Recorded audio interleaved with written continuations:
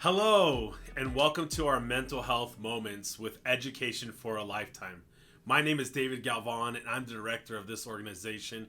And we just wanted to let you know about some of our partners that we've been working with over the past few years in the mental health and suicide prevention field, especially during this time with the coronavirus and the quarantine that's been happening, isolation and grief, and those types of things can set in.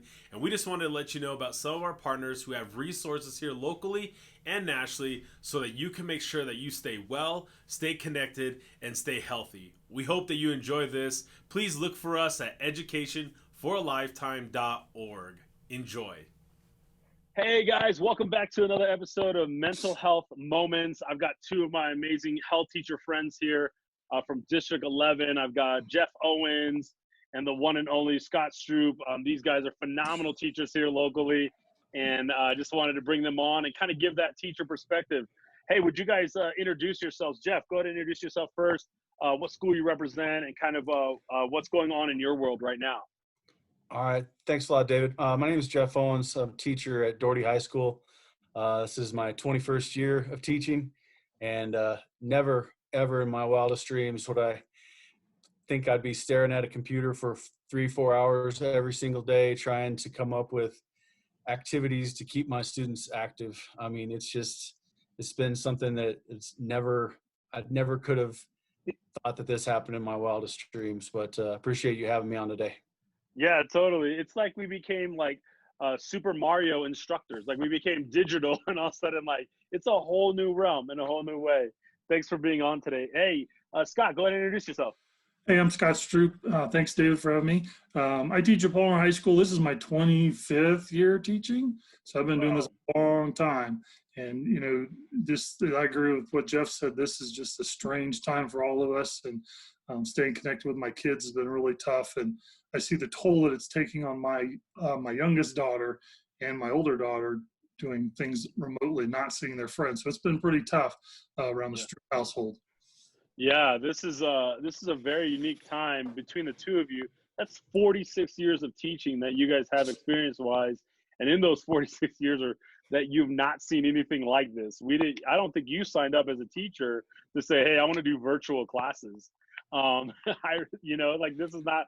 I think there's something about that, and we'll get into that here in a minute. But now that you're on quarantine, like everyone else, like what have you guys been up to? Like outside of teaching, what's quarantine been like for you guys?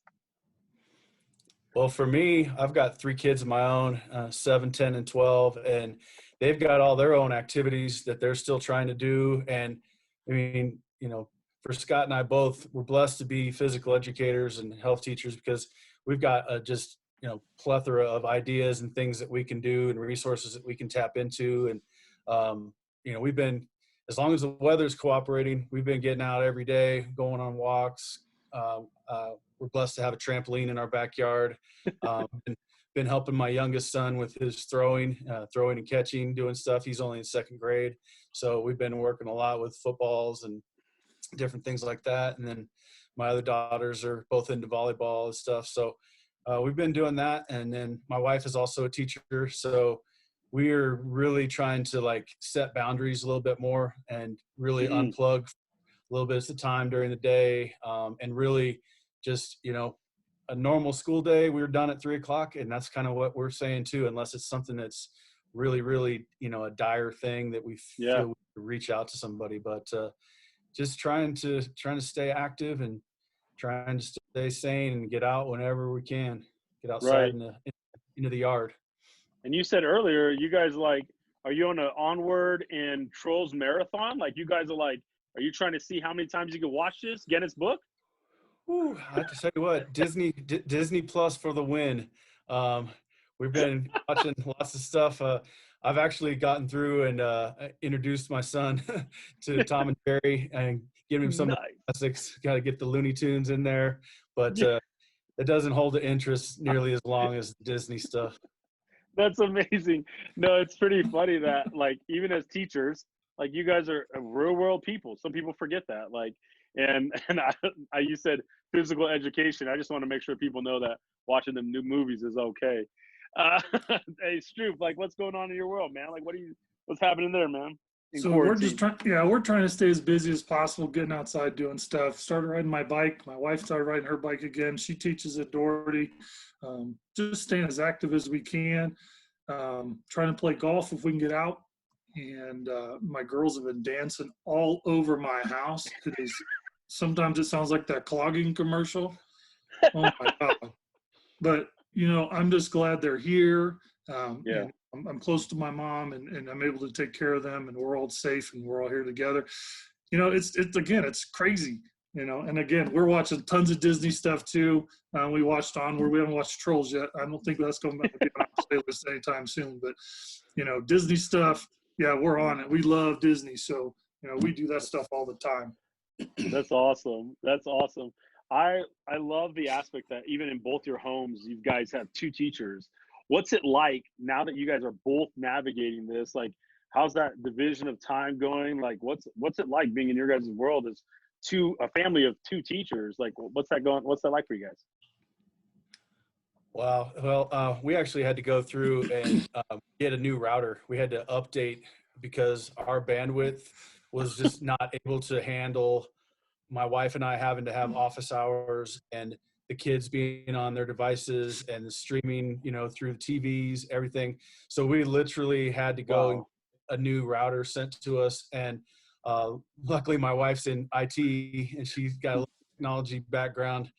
She was able to install it because they were trying to say, oh, we need to come out to your house. And I'm like, no, you're not coming to my house. You can send it to us and we can plug in a couple cables. We'll be good to go. That's But awesome. even though like yesterday we had this brand new router and I don't know if it was because of the weather or what, but we were still having, slow service and, especially when your computers are using the audio and video Yeah. and for things like Zoom and WebEx and all that, it takes a toll on the bandwidth. And so it's been crazy, but my wife, she's been really, really busy just helping her staff members each and every day. She has office hours from like 10 to 11 and it's just constant people coming in, asking questions.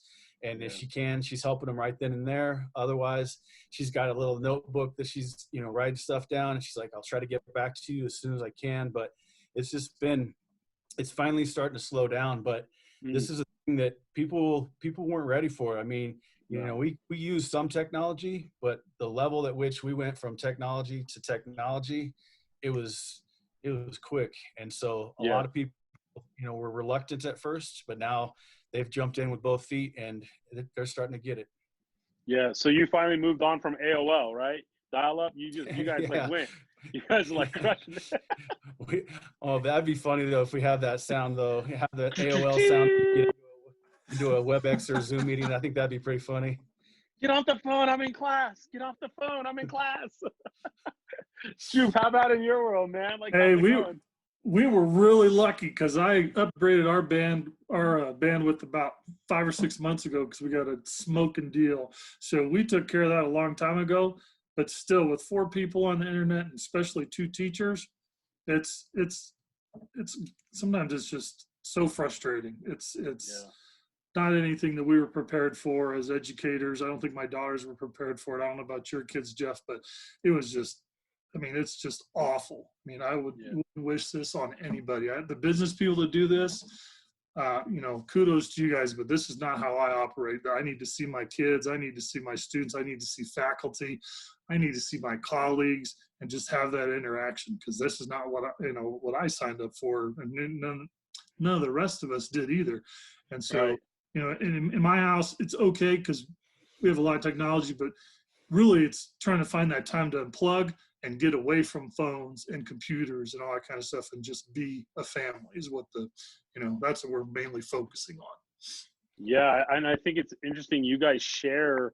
I like how you said that, Scott, like in the sense of Mr. Shoup, like I love that you said businessmen, like I don't envy them. Like there's this sense of empathy that's been happening in this time that people can empathize with one another and be like, wow, I wouldn't want to do this as a businessman, but like there's businessmen at home and women that are at home now trying to be teachers like you guys.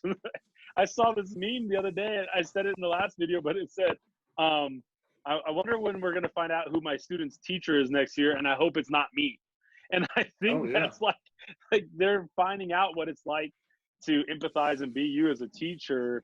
And you alluded to this, and I'd like you guys to kind of talk about this. Like, what's it like not being in the classroom right now? Like, what's that been like for you guys? It's just, that's the toughest thing for me is when I get to school, I teach a class even before the regular school day starts. So I'm up and ready to go at 5 o'clock every day. I'm teaching my first class and I'm back to school by 7:30 each day. And once I'm at school, I might sit down for, 15, 20 minutes at lunch. And that's about it. The rest of the time I am on my feet. I am doing different things. I'm walking around the gym, giving feedback, doing whatever it is. I mean, my Fitbit, I'm ready for it to like send me a notification like, are you okay? Like, why?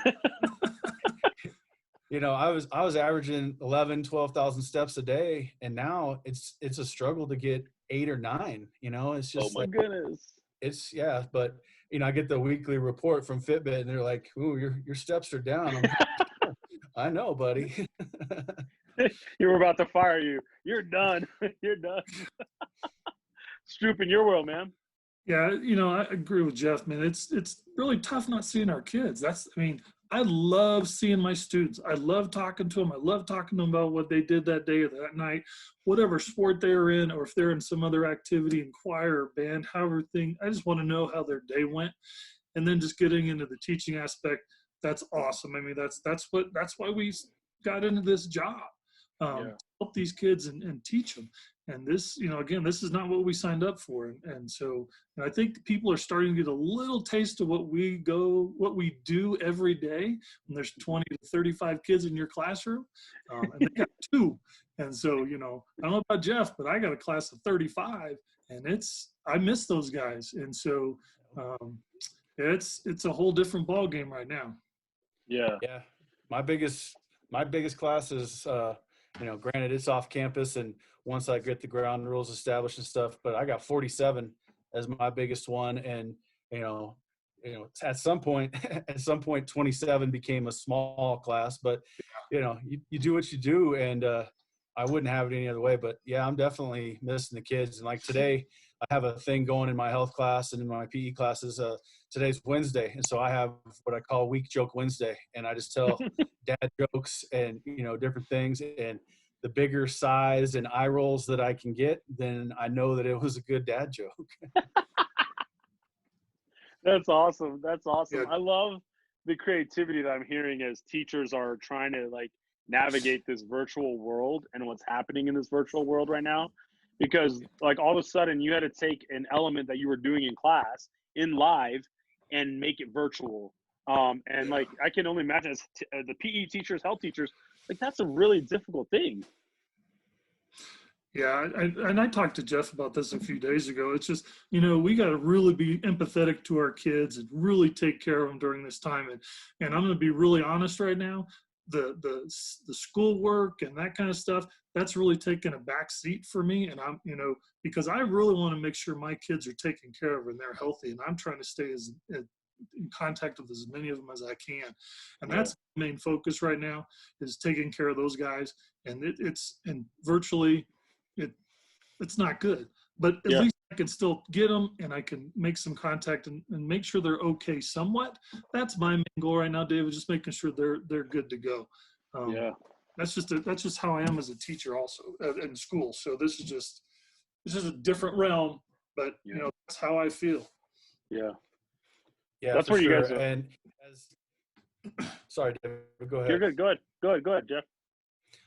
I was just going to say at Doherty, we're in the same mindset as the Palmer staff. It's like, whatever we were doing, let's take that and knock it in half and then knock it in half again. I mean, we're going and we're trying to post things on a Monday night or Tuesday morning, and then that's it. We're trying to do 1 or 2 little workouts or challenges for the students that are wanting to stay involved and get them active. And it's even little things that they can do in between their other classes. So if they get done with a math class, then they can hit a quick little workout and just do some, body squats or different things like that, just to get the blood flowing and moving around. But I mean, it's so important to just let these kids know, because I see how it's affecting my own children at the house. And it's just not a good thing. I mean, some people, it might be working for them, but I would, go out on a limb and say that most kids are just really, really wanting that face-to-face connection and the opportunity to be with their teachers and their classmates. Yeah, this is a very difficult time. I think there's even adults that are like, man, it'd be great as a student to be here. But really, there are a lot of things that are happening. There's a lot of things that are going on and things that'll be missed, whether that's prom, whether that's spirit weeks. I mean, this happened right before spring break, and there's that connection really matters. And that's why, honestly, you guys are heroes to me. You guys are heroes to me because of your care for students, because of what you've done with students and the lives that you've impacted. And one of the things that we're really trying to make people aware of through these mental health moments is that there's still hope. Like, people are still looking for hope in the midst of this. You could take everything away. You could get us on virtual, but we could still offer hope to one another. Even as teachers, you guys are offering hope, just making yourselves available. And so that's phenomenal. We're so grateful for that. But I also wanted people to know that you guys are still trying to be teachers while being parents, and you're trying to do both at the same time now. You're sitting there like, that's so difficult. That is so, yeah, look at your faces. I can see your faces. Like, that's so difficult to, like, I'm going to be parent and be a teacher, but that's why you teach a certain grade. That's why you weren't teaching them in second grade. You're like, I'm a high school teacher, not a second grade teacher. And so we just want you to know we're grateful for you and thankful for you guys serving out there in the midst of all this. I know that what you guys are doing is a difficult job, but we appreciate you guys. Thanks for providing hope to our students in this time. Thanks for being the teachers that you guys are. And thanks for jumping on this call today, guys. My pleasure. Yeah, no problem, dude. That's what we do. That's our job. That's how we roll. So, and I'm going to keep doing it as long as I can. Take care of these kids. That's awesome, man. Yeah. I mean, luckily, Scott and I, we're trained in the physical education aspect and the health aspect. And, we have a working knowledge with our wives as well that we can cover a lot of different things for our children.